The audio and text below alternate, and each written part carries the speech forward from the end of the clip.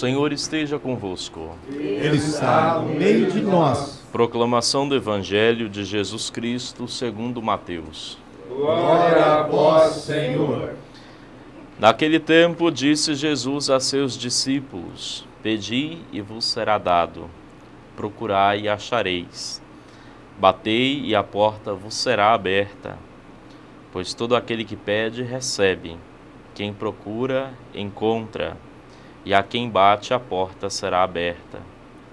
Quem de vós dá ao filho uma pedra quando ele pede um pão? Ou lhe dá uma cobra quando ele pede um peixe? Ora, se vós que sois maus, sabeis dar coisas boas a vossos filhos, quanto mais o vosso Pai que está nos céus dará coisas boas aos que lhe pedirem. Tudo quanto queireis que os outros vos façam, fazei também a eles. Nisto consiste a lei e os profetas. Palavra da salvação. Glória a vós, Senhor. Entre as práticas quaresmais, uma das importantes, não menos importantes do que as outras, é a apresentada na liturgia de hoje, que é a oração, a vida de oração. Sabendo que nós não devemos rezar apenas no tempo quaresmal. Existem muitos cristãos que deixam para rezar apenas no tempo quaresmal, achando que fazendo isso apenas no tempo da quaresma, a sua vida em outros aspectos irá melhor. Nós, como cristãos, somos convidados a ter vida constante de oração e intensificar mais essa atividade da vida espiritual, esse exercício da vida espiritual que é a oração nos tempos fortes da igreja. Um deles é esse tempo quaresmal. Como fazer isso? Seja através dos exercícios individuais, a recitação do Santo Rosário, das horas santas propostas pela igreja, ou até mesmo pelos retiros espirituais hoje tão disponíveis a nós através das mídias sociais e tantos outros instrumentos que nós temos para poder nos ajudar a intensificar esse tempo de oração proposto pela igreja no tempo quaresmal. Uma das coisas que nós precisamos refletir hoje na liturgia são os frutos da vida de oração. O que é a intensificação desta vida de oração e a prática da vida de oração pode causar em nós? E a forma como nós lidamos com tudo isso. No Evangelho de hoje, Jesus nos deixa claro que da parte dele, da parte de Deus, Ele muito tem a nos oferecer. E da nossa parte, nem sempre nós sabemos aproveitar aquilo que Deus tem para nos oferecer.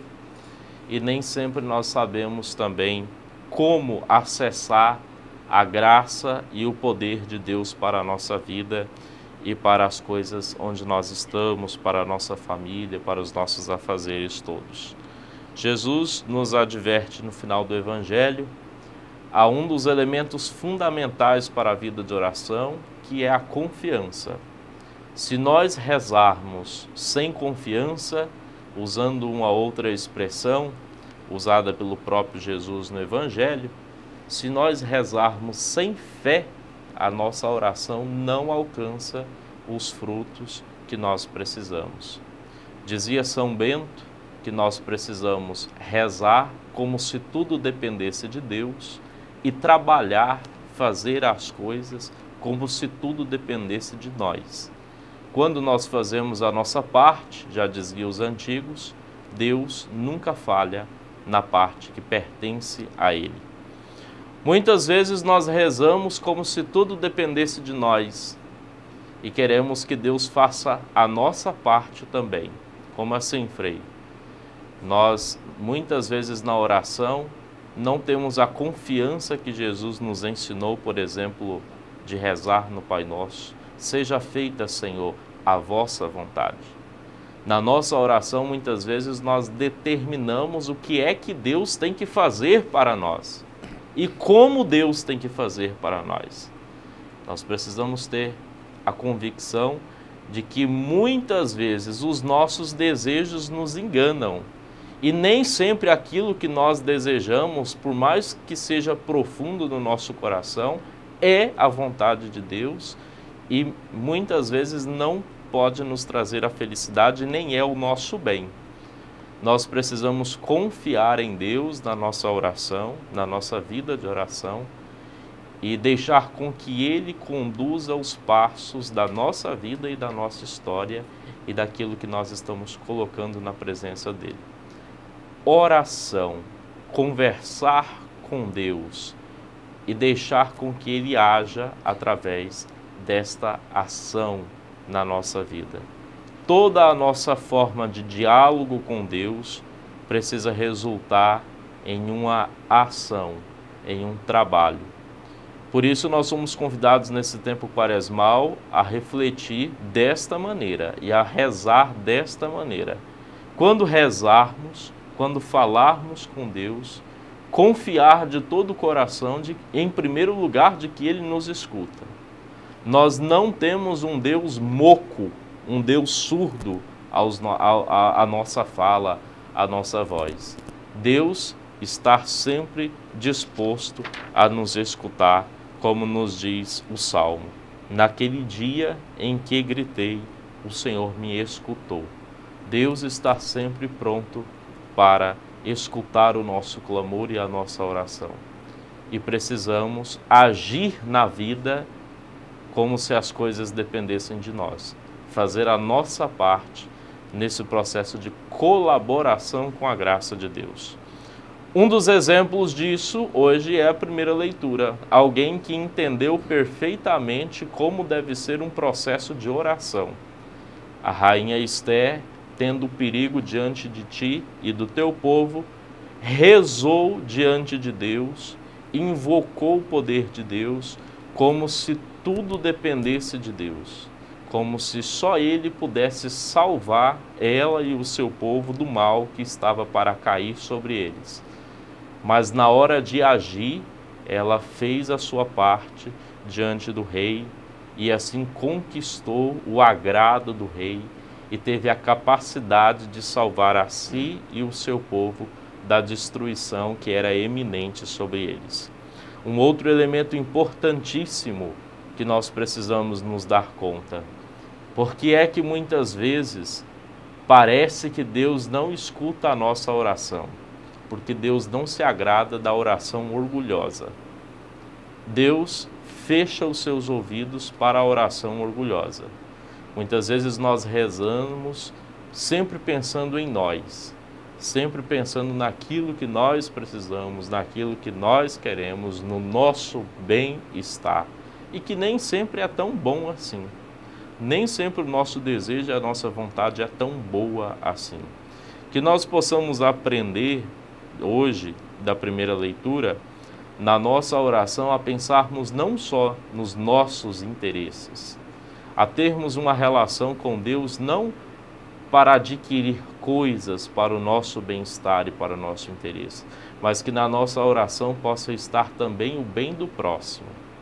A rainha Esther hoje nos ensina que a nossa oração precisa, além do nosso bem-estar, além de nos favorecermos dessa graça de Deus, também termos a disponibilidade de coração, que o tempo quaresmal vai chamar isso de caridade, ter uma disponibilidade de coração para também promover o bem dos outros. A nossa oração precisa também promover o bem dos outros. Deus está sempre pronto para derramar a sua graça sobre nós.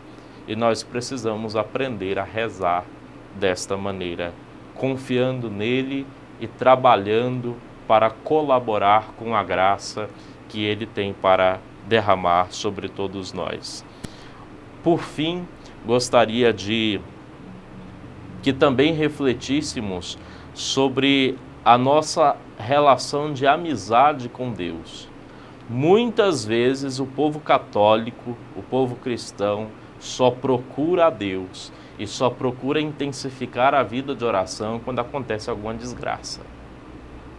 E nós não podemos ter esse tipo de relação com Deus, como se Deus fosse um resolvedor de problemas nossos, como se Ele estivesse lá sentado no seu trono de glória e de poder, e nós só vamos até Ele quando o mal cai sobre nós, sobre a humanidade, e Ele tem que se virar e resolver os nossos problemas.